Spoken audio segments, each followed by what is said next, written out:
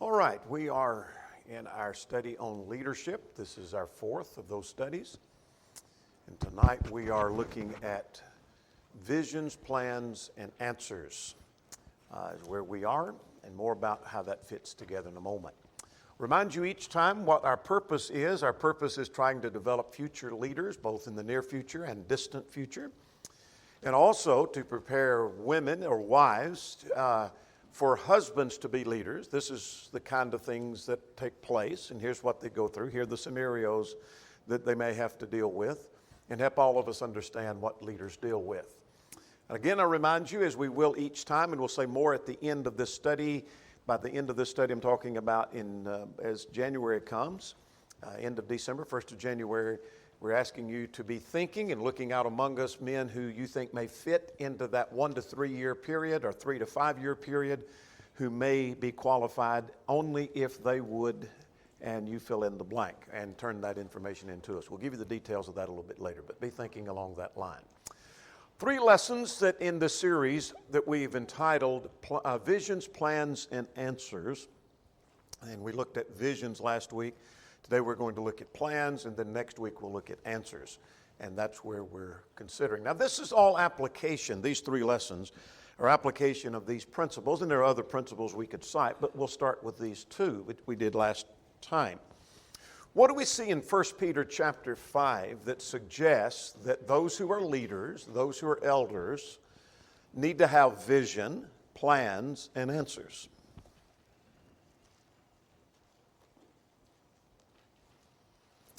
Well, if you had a visitor with you who said, I looked at that text and I didn't see visions, plans, and answers, what would you point to and said, here's the point that's being made from that suggests leaders need to have visions, plans, and answers? Let me give you a hint. Look at the screen. And beside 1 Peter 5, 1 and 2 is a word. So next time I ask the question now, you can say it mentions. So what do we learn from 1 Peter 5? Oversight. Very good. Very good. Yes, oversight. The elders take the oversight. If they are overseers and overseeing the work of the church, then they need to have some vision, they need to have plans, and they need to have answers. Make sense? All right. Acts 15, though not talking about elders as such, talked about leading men, influential men in the church. Now that might be true concerning a church that doesn't have elders. There may be some influential leaders. There's always some that are more influential than others. And so here are some leading or influential men in the church. And that is the principle of leadership. So any passage that talks about leadership in the church, 1 Corinthians 11, 1 to 3, 1 Timothy 3, Titus 1, would deal with the principles of visions, plans, and answers. Now, as we talk about visions, plans, and answers, visions, we'll say more about that in a moment, but has to do with ideas, a view of where we need to be as a church, as a group. This is where we need to be. The plans have to do with how we're going to get there. More about that in a moment, and then the answers are the answers to the obstacles and the problems along the way. So we're looking at 3 things. We've looked at visions already. So last time, here's what we talked about.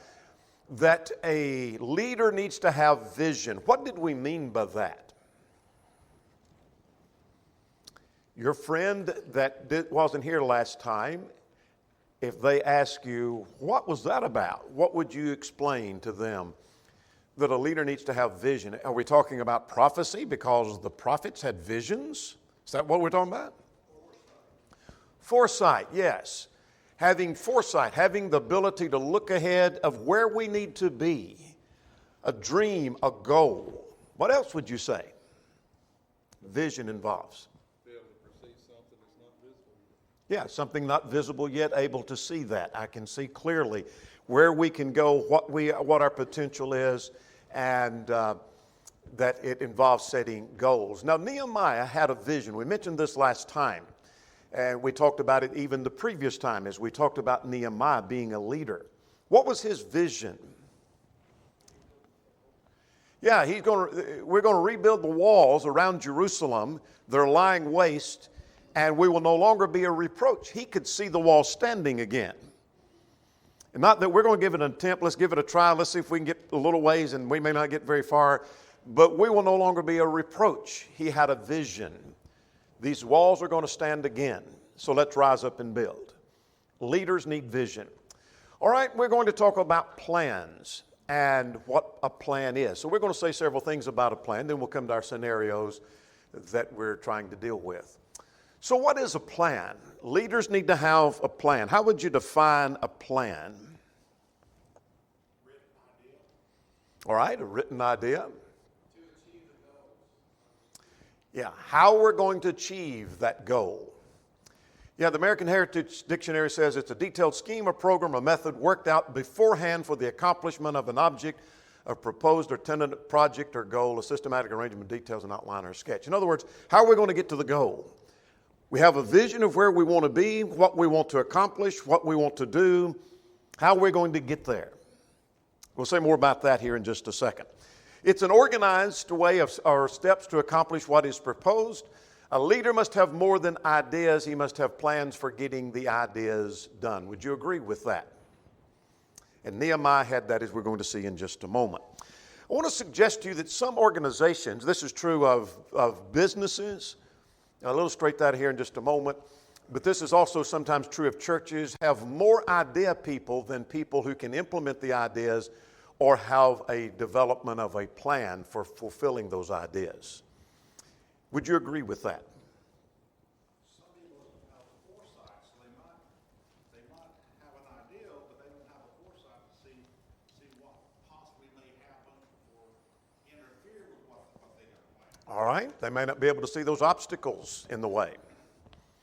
They don't have a clue how to put a plan together, how we're going to get there.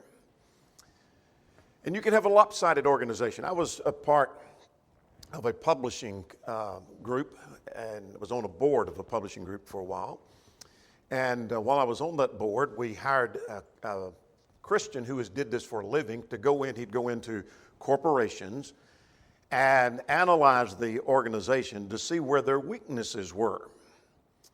And so he had us all that were on the board to stand in a room, and if you answered the question this way, stand over here, and if you answered it this way, you stand over there on the opposite side. And when we got through, all but one was standing on one side. And he said, most of you are idea guys, and there's very few implementing the ideas. That's where you're weak. You have great ideas, but you're not implementing your ideas. And so if we're not going to do that here, but if you say, well, I want to be a leader, and we can answer those same questions, would you be in the idea category, or would you have some plans for implementing those ideas? Does that make sense? So that's what a plan involves. Now let's go to Nehemiah again. Nehemiah had a plan. Not only did he have a vision, but he had a plan. And I cite two passages. One is the entire 3rd chapter, and the other is in chapter 4:13. What do you see in the 3rd chapter that tells me he had a plan? Now let's just picture we're standing off on the hill just watching all this going on, and you're going to conclude from watching chapter 3, this guy's got a plan. How do I know he's got a plan? You didn't just leave it to random choice. You work on this section, you check the next section, you check the next section. Everybody knew what their assigned task was, and you did it and do it. Absolutely. Very good. If you didn't catch what Annie Lou said, she's dead on. The chapter 3 talks about who worked from this gate to this gate in all the different families. And then the next section, who worked from this gate to this gate. In other words, he had a plan. You're going to work on this section, and you're going to work on this section, and you're going to work on this gate, and you're going to work on this gate, and this is to be built before the gate is hung. That's mentioned later in the context. And if you get through, then you go help this one. So he had a plan for getting the wall built. Let's go to chapter 4 and 13. What do you see in chapter 4:13? Nehemiah. Anything that suggests a plan?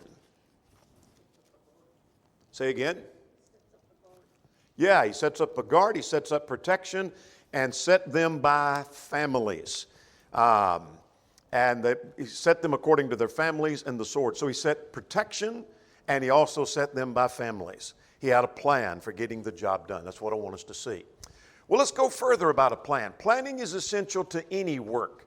Let's go to Luke chapter 14. We appealed to this earlier 2 or 3 times, but here's a principle. This is not talking about the eldership. This is not talking about leaders in the church, but it illustrates the point that a leader must have a plan. What do you see in Luke 14:28? Say again. Yeah, if you're going to build a tower, you got to count the cost. You got to have a plan. If you go to war, you got to count how many soldiers do you need. What kind of casualties will we have? You got to have a plan in place. And that's the point we see. Plans are expected of every type of leader. It might be a military leader, political teacher, coach, CEO of a company, and the same is true of elders, which is our concern. They must have plans. Can you imagine a CEO of the company that you ask, tell me where you're going to carry this company? What's it going to look like 5 years from now? Do you hope to double in size? Do you hope to sell off some of these subsidiaries? Is that what you hope to do to gain some revenue? What are your plans? And he said, well, I don't have any plans. He's not going to last long as a CEO, is he? Same thing is true with reference to a coach or reference to a teacher or military leaders. If you ask, well, how are you going to win this war? We've asked you to go in and take our army and win this war, General. How are you going to do that? I don't know. I don't have a clue. Don't have a plan. He's probably going to be removed. Would you agree? Same thing is true with reference to those who are elders. All right, let's continuing developing that thought. It's impossible to go in the right direction or know where you're going if you don't have a roadmap or a plan. Would you agree with that? It's the idea of having a plan. Without plans, a person's mission or a group's mission migrates. To use the language of a Secretary of Defense a few years back, he said it is what we call mission creep. In other words, we drift. We had this mission, and because we didn't have a plan, we drifted. Can churches do that? Absolutely. That happens all the time. We're set out on a mission, but then there's mission creep, as he would call that. And so the mission migrates. It's no longer the mission we had before. Without plans, an organization will be on autopilot, driven by status quo. What would that mean?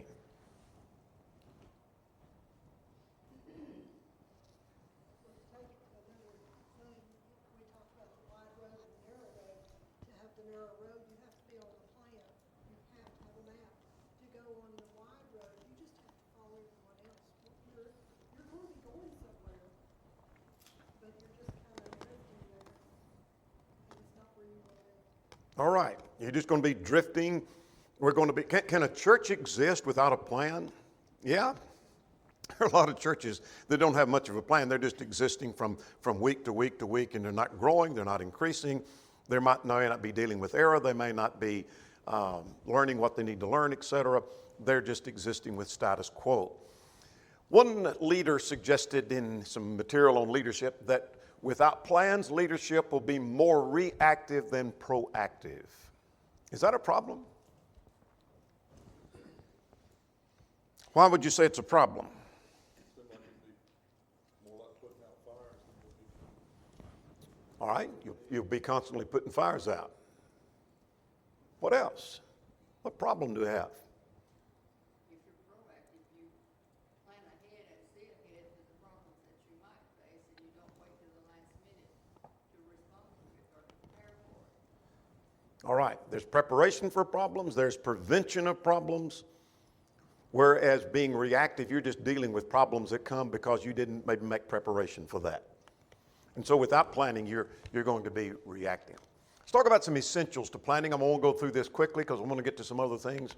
I borrowed this from J.J. Turner, who has written numerous books on leadership. And leadership involves the what. We need to have goals, objectives, specifics. The why, such as Bible principles. Maybe making improvements in our Bible class, making improvements in other areas. Where we're going to do this, are we interested in some foreign work or focusing locally? We need to set a specific time with reference to our planning, how we're going to accomplish that. But number 6, I want to come back to a little bit later, and that is who's going to do it. In other words, there needs to be some communication and organization. And I put down at the bottom of that some groups make decisions and then the matter drops. Yes, ma'am. I kept the court meeting for the county court for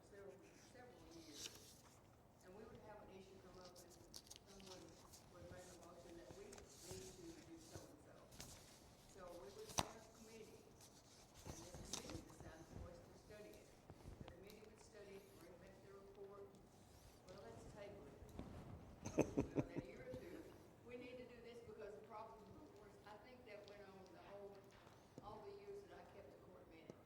And I think some of the problems are still going on. Did you say that was a county court or a men's business meeting?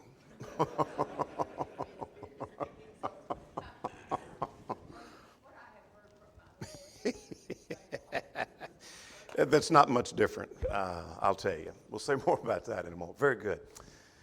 I want to pay attention to this number 6, that some groups make decisions and then just, as Annie Lou was just illustrating there, the matter just drops.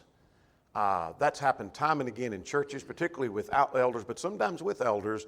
You make a decision, we're going to do something, and then there's no communication of who's to implement, carry it. The plan's not there, and it just drops. And maybe we decided months ago to do this, but nobody carries it out. And so part of planning is implementing some of the who. Move on. Let's talk about types of plans. What types of plans must leaders, particularly elders, make? By that I meant simply, let me give you one hint. There's immediate plans. Absolutely. You've got to have a goal before we have a plan. You've got to have a vision. Like Nehemiah, I see these walls standing, but now how are we going to get it accomplished? So there may be some plan that involves the now or the next few weeks or the next few months. But good leaders have long-range plans. That's what I was fishing for. Long-range plans. What do we mean by long-range plans? 2, 5, 10 years, so somewhere in the distant future. Yeah. What do we want to accomplish over the next 2 years, over the next 5 years, over the next 10 years down the line? What do we want this church to be in 10 years? What will it be like? What will this church look like after we're gone? What kind of leadership will be left? How are we going to get there? How are we going to accomplish that goal? What else? They may need contingency plans for some of that as well. Yes, may need to be some contingency plans. What kind of leadership will we have at that point? In other words, elders need to be looking around as we are now. What kind of leadership do we have in the next 3 to 5 years? What do we have in the next 5 to 10 years? What do we have in the next 10 to 20 years? Because we may not be around at that point. So what kind of leadership will we have? Does that make sense? And here's something a leader needs to be asking. If you were to be asked, I would like to see us reach the point that we are, what would you say? Supporting more people to preach? Having some kind of program that we're doing XYZ? A different kind of Bible class program? Teaching the gospel locally in this format or that format? What would your answer be to that? I'm not asking now, but that's part of the question of leadership plans. What are your plans? What kind of plans do you have? Vision and plans do we have for the future? Now let's talk about brainstorming. If you're going to make plans, what's brainstorming about? Throwing out ideas so that you have choices to prioritize or to include or limit. Okay. Getting together and having various ideas pooling together. Let's talk about, first of all, the value of that, and then we'll talk about how you do that. What value is there in that?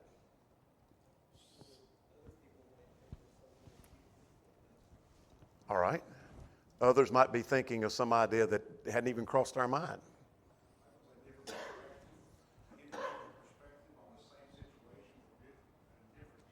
Yeah, absolutely. Yeah, different talents. Bring different ideas. See, brainstorming is when the leaders start themselves getting together and sharing ideas and discussing developing a plan. They may go broader than that, and we'll talk about that here in just a second.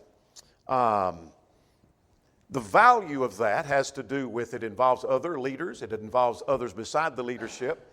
Let's go to Proverbs 11:14. I mentioned here 2 heads are better than one. How do I know that in light of this text? What does that text say? We've quoted this 2 or 3 times already.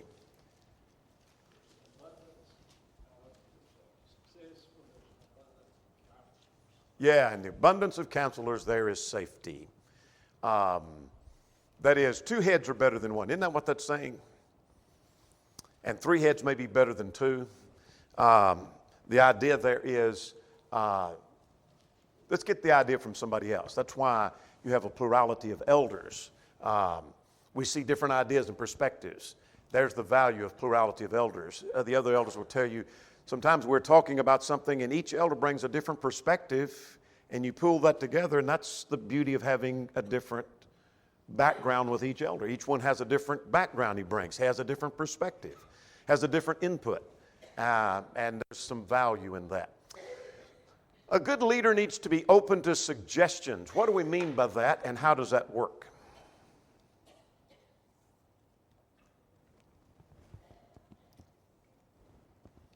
We're all the body of Christ, so we all need to be able to work together to make suggestions because of the same reason that we were talking about before, perspectives and talents and things. And it's up to the others to consider. Okay. All right, very good. What else?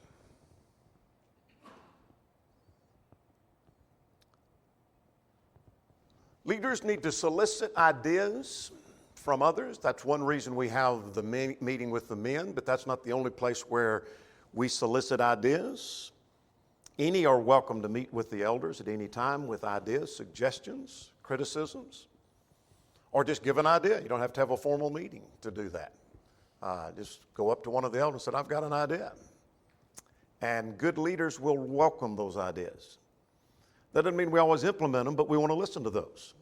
Because there may be an idea we hadn't thought about. There may be a plan somebody has that we hadn't thought about, of an idea that we already have, but we're not sure how we're going to get there yet. And they've got a plan. And leaders need to be willing to listen and don't dismiss those ideas too early. Why would I say that to somebody who's wanting to be a leader and they're not there yet, but they may have the tendency to want to dismiss ideas real early? Why would I say don't dismiss them too quick? All right, lack of experience would be one.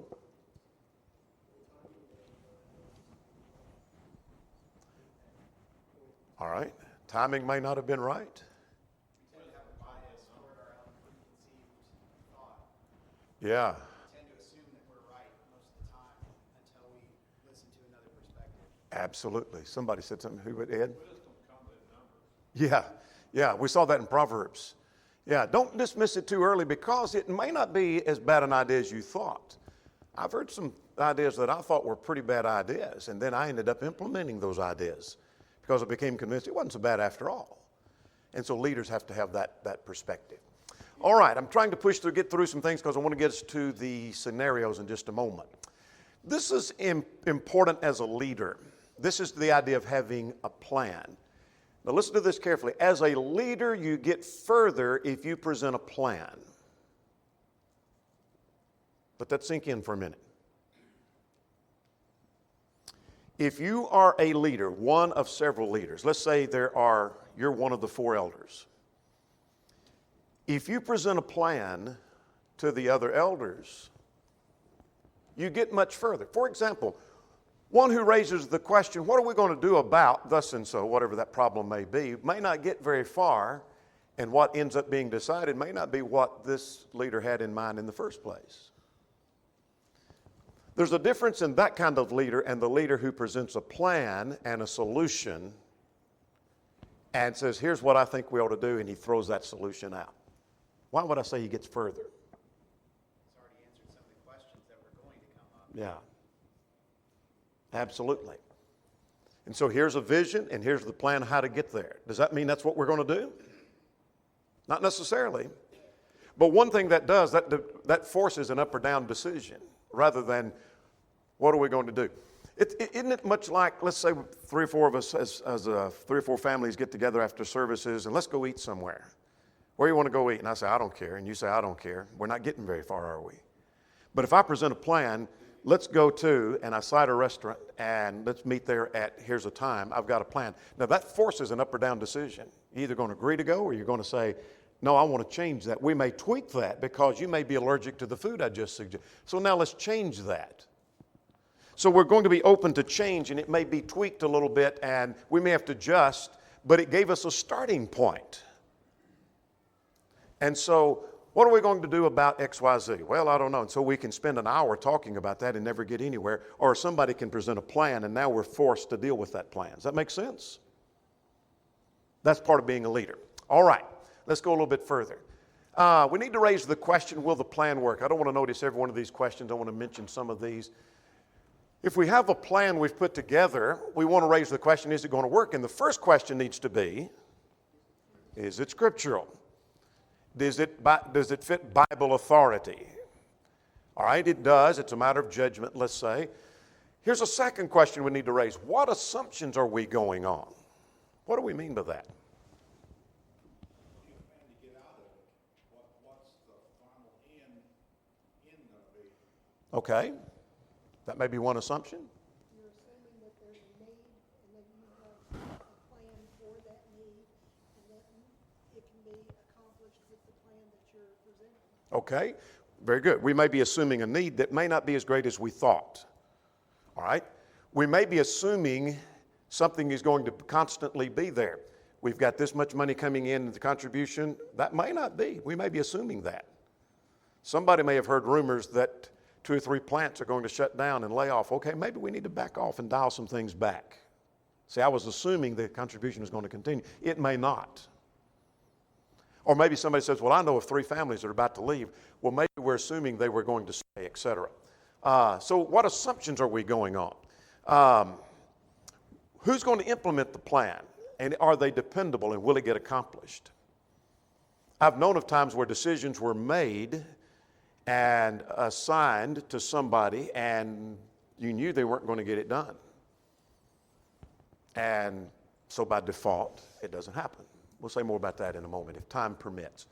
Number 7, or number 6. I want to get number 6 or 5. Let's go and get 5. Do we need more specifics? Sometimes we don't have enough information together to make the plan work. But number 6 is just as bad, where we're getting too much detail and not leaving that to other people. Is that possible? Sometimes when you're implementing a plan, the smaller details that you think are gonna work at the beginning turn out to be not practical, or something else would be better. So, just say, here's the major designer, and your part is this, and as long as you do it correctly,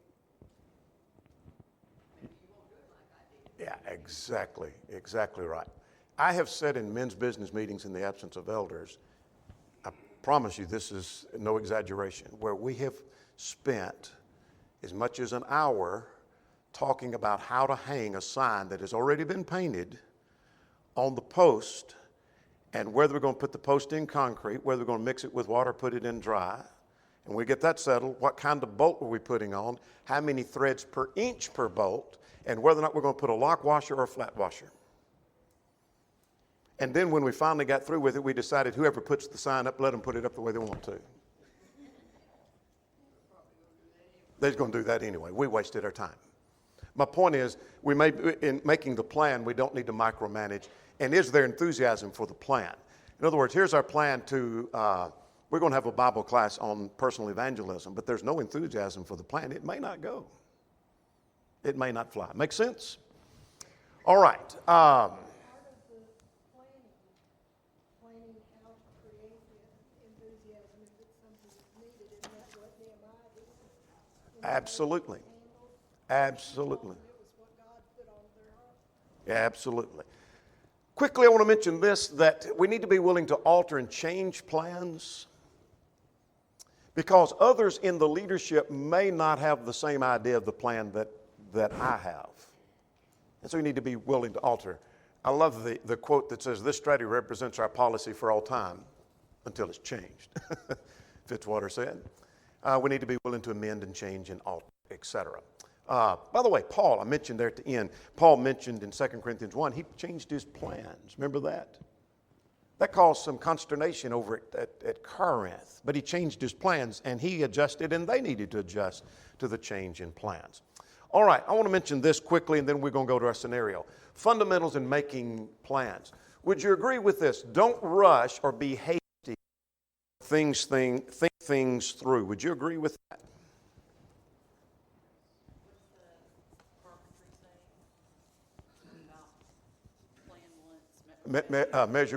Measure twice, cut once. Yeah. Yeah, it's same principle.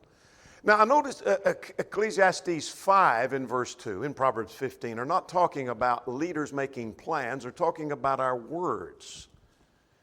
And they simply say, don't be hasty with your words. There's a principle. What do you learn from that?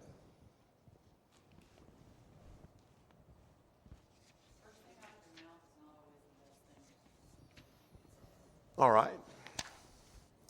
Yeah, don't rush into a statement. Don't rush making a statement, but don't rush into a decision or a plan that you hadn't thought through. Think it through for a little bit. Don't be hasty or don't rush. Don't delay to the point that no decision is made at all. As we mentioned, as Annie Lou mentioned, it happens in business, happens in the government, it happens in churches. We just keep putting it off and putting it off and putting it off. I was in a church one time where we had in the budget to buy a copier, and for 10 years. And at the end of 10 years, we still hadn't bought the copier, but we had the money in the budget and was looking into the options of buying a copier. It really wasn't all that complicated of a matter, but we just took our time buying the copier. Beware of default decision. Now, this is quite interesting to me. What's a default decision? The status quo you talked about earlier, it's the easiest option. All right, easiest option? Absolutely, because nobody did anything. I once was part of a church where they assigned a fella to rework the Bible class program. And I didn't like the way that it had been assigned to him, what he was going to do with the program. But I knew he was the kind of guy that would never get it done. So instead of helping him, I let him do that, and it didn't get done. And I didn't think it needed to be done. So by default, we ended up with the program we already had. That's what I wanted. But I could have helped him get the program going that he was assigned. But I knew he'd never get it done. Some decisions are made by default. And so be careful with reference to that. This is an important decision. One of the other elders may want to comment on this. Never be motivated by emotion. We talk about this frequently in some of our meetings. Don't be motivated or driven by emotion, but rather by principle. What does that mean? One thing, a lot of people within churches and congregations are family, and it's easy to get emotional with family or with people that you've known for a long time in the decisions that need to be made. Okay, that's true. Larry? Emotions can fly you out, keeps you from making sound decisions. So, you need to take a deep breath before you ever make statements and make sure you're thinking through. Yeah. If a quick, and that ties with the first point, in making a plan and making a decision quickly and harshly over emotion, we may regret that. Give some time to that, and don't rush into that. One last thing here, and then we'll go to our scenario. Saying no is just as much a part of planning as yes. Would you agree with that?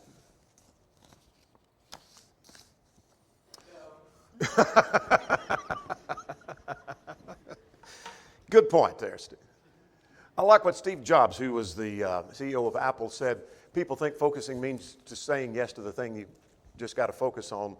That's not what it means at all. It means saying no to the 100 other ideas that are there. I like that idea, that you got to say no to so many other things to focus on this important thing. And we can't do everything, but here's what's important. That's part of planning. All right, let's go to our scenarios. People are going to follow a leader who has plans and visions and knows how to implement those plans. So if you're thinking of being a leader in the future, think about, do I have plans and can I explain that plan? And can I see that the plan is carried out? If you say, I don't even have plans, well, then we need to think about developing plans and carrying that out. All right, now we're running behind on our scenarios, so we may stay a week behind, but this is the one should be dated September 18, if you still have your paper from that. You're one of the elders, a young lady in the congregation comes to you and tells you that her stepdad has made some inappropriate advances told her. She asked that you not mention it to the other elders or to her mother.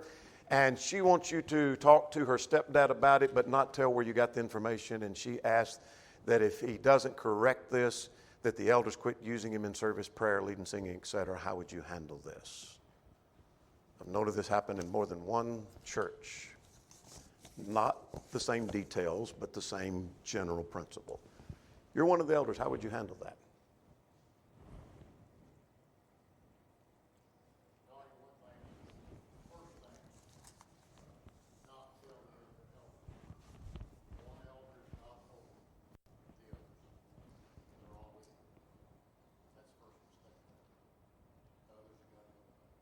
All right. So would I agree that I'm not telling the other elders? Absolutely not. Not. I feel like her age is an important matter here too, because I don't think you have really any choice if you have an underage person who comes to you and is in that situation. Okay, this scenario is not underage in either case that I've known of. So let's remove that. I think when you're talking to that person in the initial conversation, you have to be able to dig into and get more information than what you've got right here before you go any further, because is this a vengeful, part on the lady's part, or is it a misrepresentation of the events? Has she made advances that he's scored? Is there other, questions that you need to find out before you converse with anyone else in this initial meeting? Because if you just proceed from this, then that's blindly taking her word. Okay? That's a good point. If you just function on what's been told, you're blindly taking her word. Good point. Perhaps gathering more information. What would you do if you were presented this as one of the elders? And there's been more than one church where this kind of scenario has been presented to an elder. Gather all the facts, establish what is actual facts or possible fiction. Okay? Let's focus on that. You want to, in every case, we want to get as much information we can, but it's possible that her story may not be true or accurate. May be slanted. She may be lying, or she may not be lying, but she's perceived that. So, and I'm basing that on Proverbs 18, and that is in verse 13. What does that tell me? Proverbs 18:13. There's another side of the story. Let's look at verse 13 and then look at verse 17. And this is a principle every person, but leaders have to function with this. Verse 13 says, he that answers a matter before he hears it, it's folly and shame. In other words, you draw a conclusion before you have more information. That's foolish. So for an elder then to run and say, okay, here's what we're going to do about this, before he gets all the information, is very foolish. Verse 17, though, is probably more important.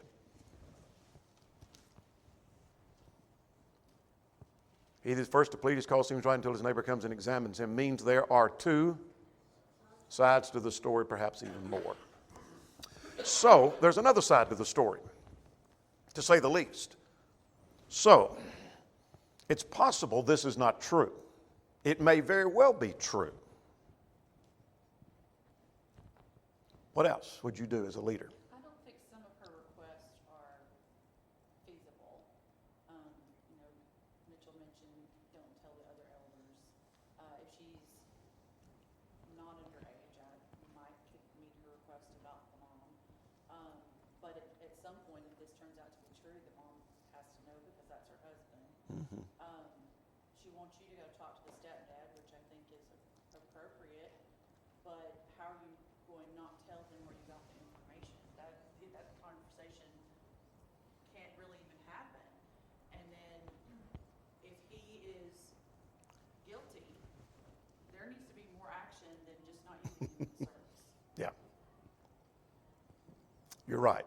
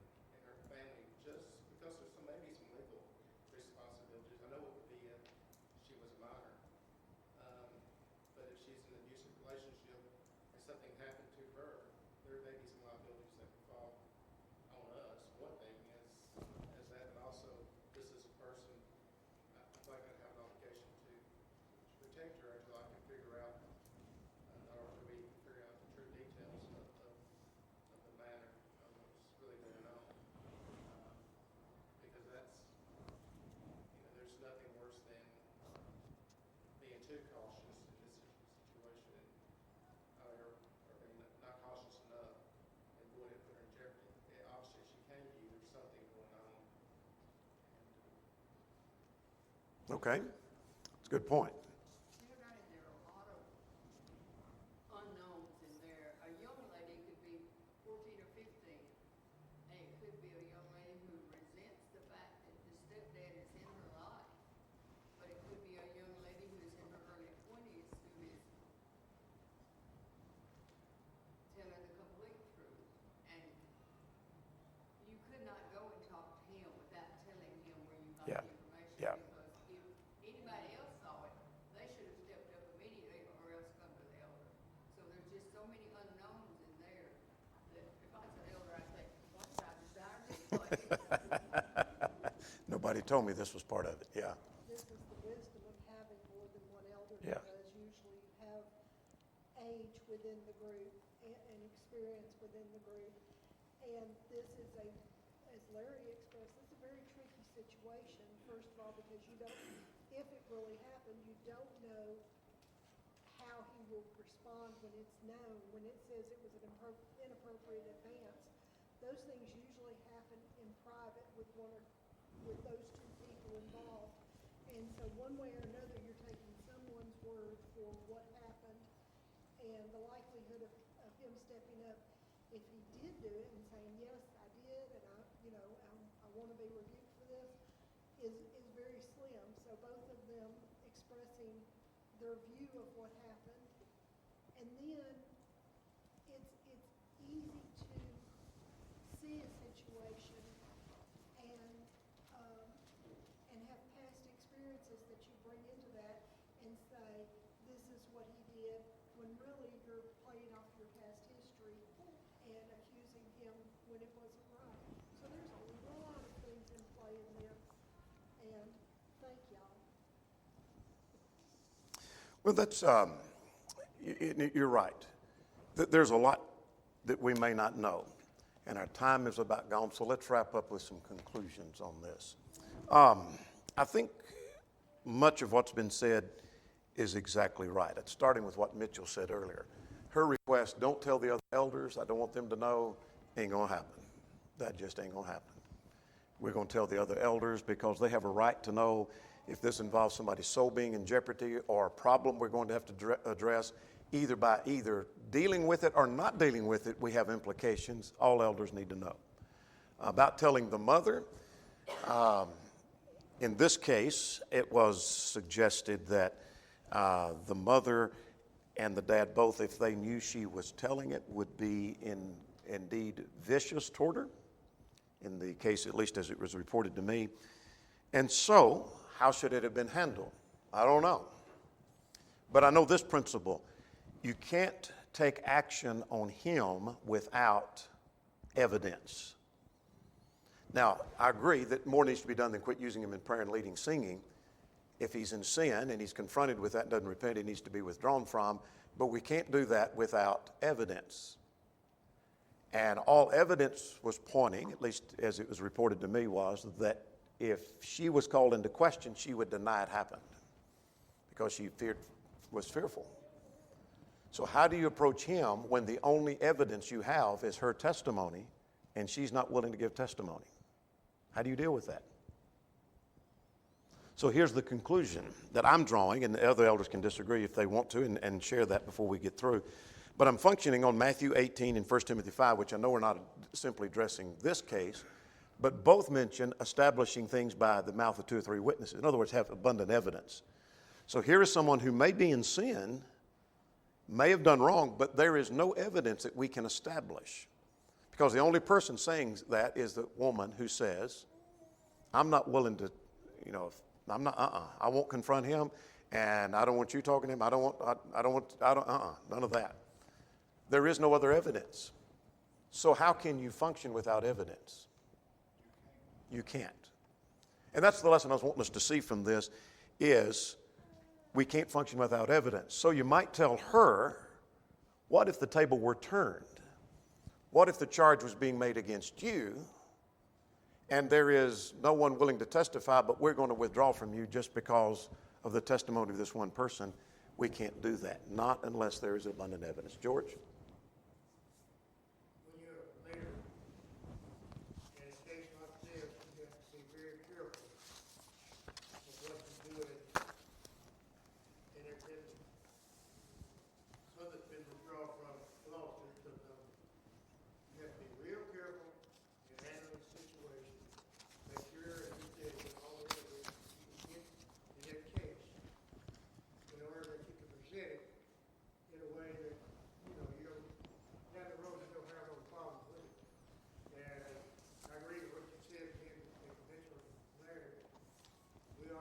careful what we do when we are proficient at that. Absolutely.